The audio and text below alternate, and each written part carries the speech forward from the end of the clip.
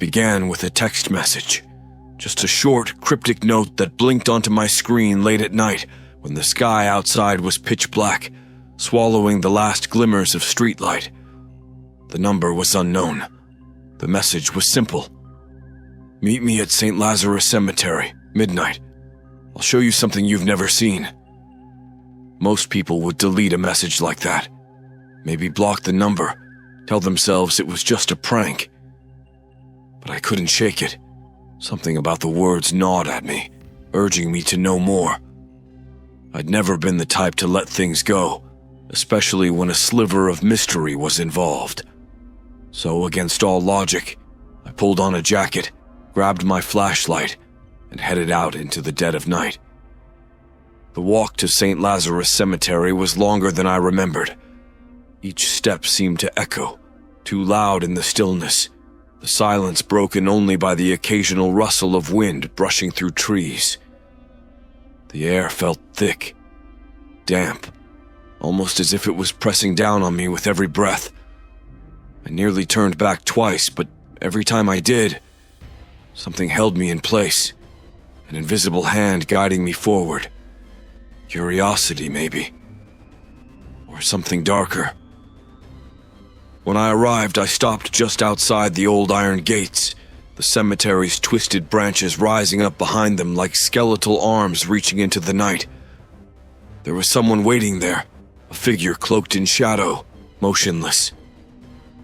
My first instinct was to call out, but the sight of him silenced me. He was tall, dressed in a thick, hooded coat that obscured most of his face, but even in the dark, his eyes seemed wrong. Too wide, gleaming, as if they caught some light I couldn't see. He didn't speak, didn't make a sound. He just tilted his head slightly, almost an invitation, and I found myself stepping forward. As I got closer, a faint, strange smell reached me. Something like smoke and sulfur, faint but undeniable, curling around him like an invisible fog. I felt a pulse of warning deep inside, a cold wash of dread that made me hesitate. But his hand rose, bony fingers gesturing toward a crooked tree deeper inside the cemetery. In the shadows beneath it, an ancient slanted gravestone waited, half covered in creeping vines. "Touch it," he rasped, his voice low, barely more than a breath. Yet it cut through the stillness like a knife. "Touch it, and see." My hand trembled as I reached out, every instinct screaming at me to pull back. But I was caught in his gaze, a stare that was almost hungry. The second my fingertips brushed the stone, a burning pain shot through my palm, searing deep as if branding my very bones. I gasped, snatching my hand back, but the damage had already been done. The man took my hand, inspecting it with a satisfied smirk as I fought the urge to pull away. And there, on my skin, a mark had appeared, a twisted shape, dark and angry, curling like a snake devouring its own tail. He leaned close, his breath like cold ash. "You bear the devil's mark now," he whispered, his words lingering in the frigid night. "It will bring you knowledge, but also suffering." I stumbled backward, clutching my hand as the pain throbbed, hot and insistent in the center of my palm. The man, if he was even a man, simply watched, his eyes gleaming with something like satisfaction. I opened my mouth to demand answers, to scream at him to tell me what he'd done, but the words caught in my throat, frozen by the look on his face. Without another word, he turned and drifted back into the shadows, his figure melting into the darkness until he was gone. I was left alone, the wind whispering through the dead leaves around me, and that throbbing mark on my hand pulsing in time with my heartbeat. I raised my hand, staring at the symbol now etched into my skin. It was dark, almost black, and looked ancient, like something that didn't belong on human flesh. The twisted shape spiraled inward, curling in on itself in a perfect circle, and as I stared at it, I felt a strange sensation, a slow churning deep within me. Then, the whispers began. Soft at first, so soft I thought they were just the wind playing tricks on me. But as I left the cemetery and stumbled home, they grew louder, as if they were coming from just behind me, just at the edge of hearing. Faint voices, overlapping, indistinct yet insistent. A chorus of murmurs brushing against my mind like cold fingers. They spoke words I couldn't fully understand, fragments of language that flickered in and out like radio static. I gritted my teeth, trying to shake it off, to focus on the street ahead of me, on the distant glow of my apartment windows. By the time I reached my front door, the whispers had woven into a low hum, constant and unyielding, pressing against my skull like a fever. I fumbled with my keys, shoved the door open and stumbled inside, collapsing onto my couch, panting. I stared at my marked hand, the twisted symbol glaring back at me, darker and sharper in the dim light of my apartment. Then, for just a second, the whispers became clear. They spoke my name. The sound hit me like ice water, every syllable scraping across my mind, leaving a trail of cold dread. My head jerked up, and for a split second, I thought I saw something. A shadow flickering in the corner of the room, a shape that shouldn't be there. I blinked, and it was gone. But the whispers didn't stop. They grew louder, insistent, a relentless echo in my mind. And then I began to understand them. They spoke secrets. Secrets I couldn't possibly know. Things about my friends, my family. Fragments of memories that weren't my own, that seemed to bleed into my mind like ink spreading across a page. I heard names, saw faces, felt emotions that weren't mine. The weight of all these alien memories pressed against my mind, threatening to crack it open. I clutched my head, gritting my teeth, trying to shut it out. But the harder I tried, the louder the whispers became. I could feel the mark on my palm searing, burning with a feverish heat, like a brand sinking deeper and deeper into my flesh. By dawn, I hadn't slept. The whispers had receded, but they hadn't left. They lingered at the edge of my consciousness, a faint hum, waiting. The mark on my palm was still there, now a dull, aching presence, as if it were sinking roots into my soul. As I stared at it in the early morning light, I knew one thing for certain. Whatever curse that man had placed on me wasn't done with me yet. The whispers didn't stay gone for long. Every time I closed my eyes, even for a moment, they returned. Snatches of phrases, garbled words, secrets threading through my thoughts like a web I couldn't shake off. By the end of that day, I felt like a stranger in my own mind, the edges of reality fraying as if I was teetering on the edge of someone else's dream. I tried ignoring it, telling myself it was just sleep deprivation, some twisted trick of my exhausted brain. But when I looked down at my hand, that dark, twisted mark was still there, pulsing as if it had a heartbeat of its own. I found myself covering it with bandages, hoping somehow that hiding it would silence the whispers. It didn't. Instead, they grew louder, angrier, their words burrowing deeper, searing into me until I was nearly driven to tears. That night, just as the sun set and darkness reclaimed the sky, I felt something new, an ache, deep and hollow, gnawing at me from within. The whispers surged, filling my head with strange, foreign memories, but now they came with faces, vivid and chilling. I saw a woman in Victorian dress, her eyes hollow, blackened, Her mouth twisted as she whispered a name I didn't know. Then an old man with a scar across his cheek, laughing, his voice crawling into my ears, clawing at my sanity. And then, as the visions faded, I felt it. A cold presence, right there in the room with me. I sat bolt upright, scanning my darkened living room, every shadow suddenly too deep, too thick. My heart hammered as I spotted something in the corner, a shape hunched and twisted watching me.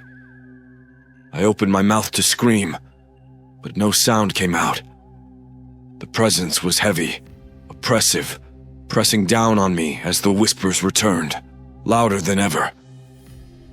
"You bear the mark," they chanted, voices overlapping in a hideous harmony. "Bound by blood, by knowledge, by suffering." I backed away, nearly tripping over the coffee table, scrambling toward the door. But as I reached it, my marked hand burned, searing with a pain so fierce it made me drop to my knees. I gritted my teeth, holding my hand as if I could tear the mark from my skin. But the pain only grew, the mark darkening, its edges twisting into something sharper, angrier. And then I understood. The mark wasn't just on my skin. It was inside me, like ink spilled into my blood. The whispers returned, a murmur in my ear, a dark, taunting reminder. There is no escape. There is no peace. The mark is yours, until you pay its price. Desperation clawed at me, a primal urge to do anything, to be free of it. In a surge of panic, I knew what I had to do.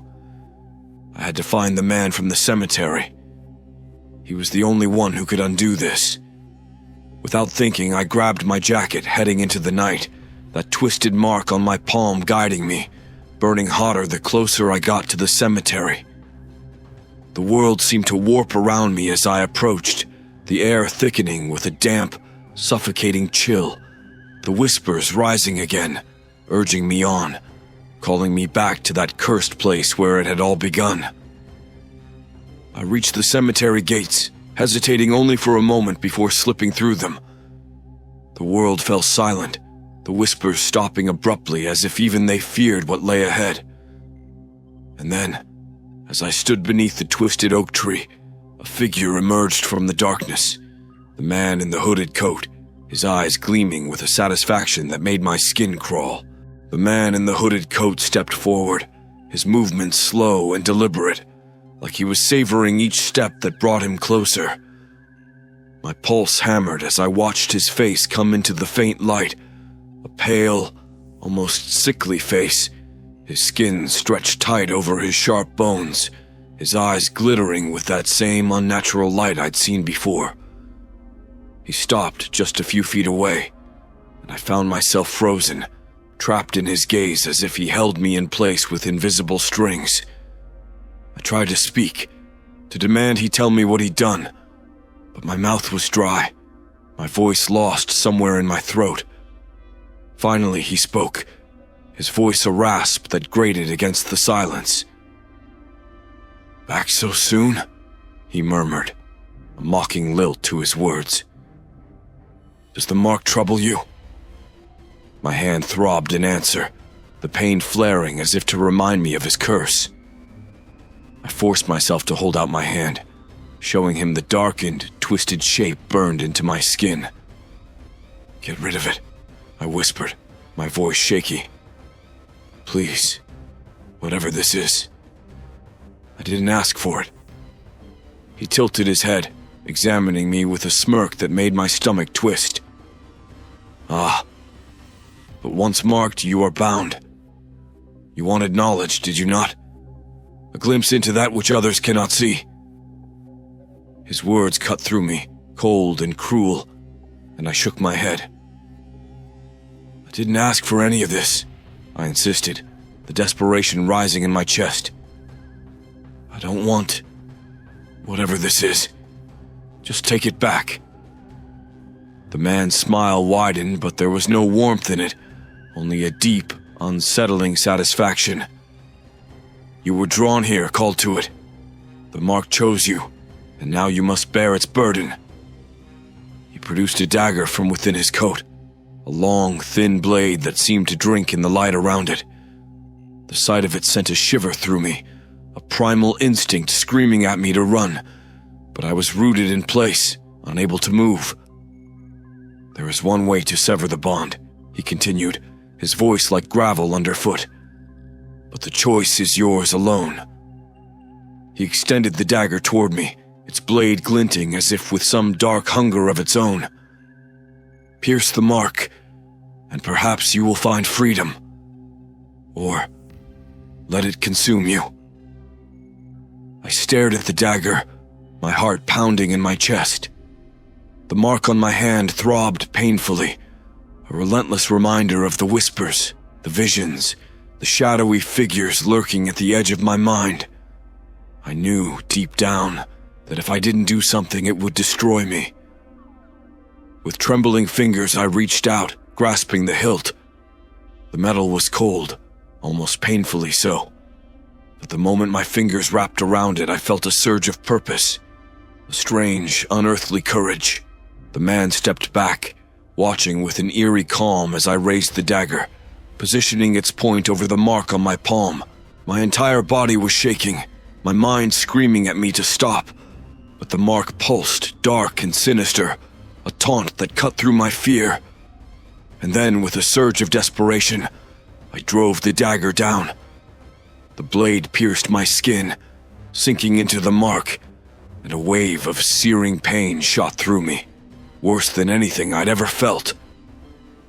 It was as if I'd struck some deep vein of darkness, a well of shadow spilling out of me, thick and cold.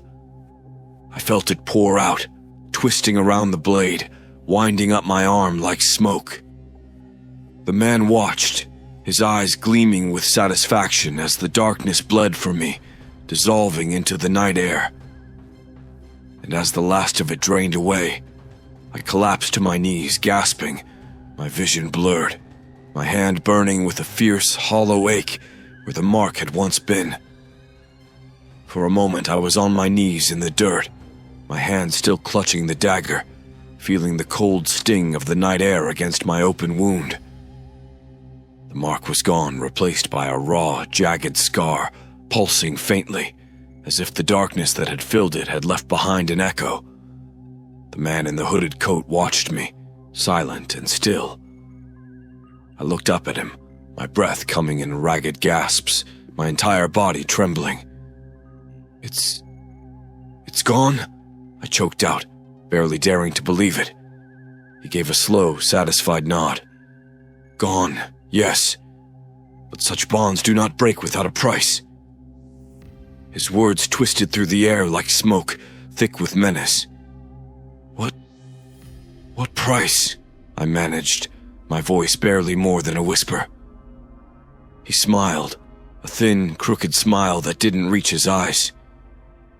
The mark may be gone, but you carry its memory. Its shadow will linger within you. His gaze flickered to the scar on my palm, his eyes gleaming as if he could see something there that I couldn't.